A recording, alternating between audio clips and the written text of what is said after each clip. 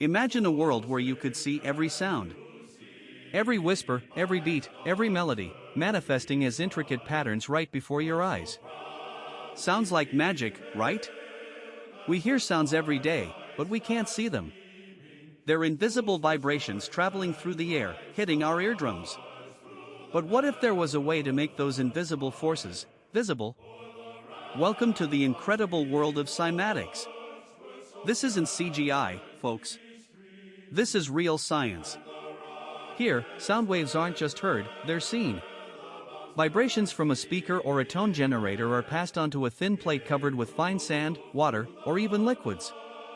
As the sound frequency changes, the vibrations cause the particles to move, accumulating at specific points where the vibration is minimal, called nodes. This creates breathtaking, symmetrical geometric patterns. From simple circles to complex mandalas, each frequency creates a unique visual signature. It's like the universe is drawing with sound.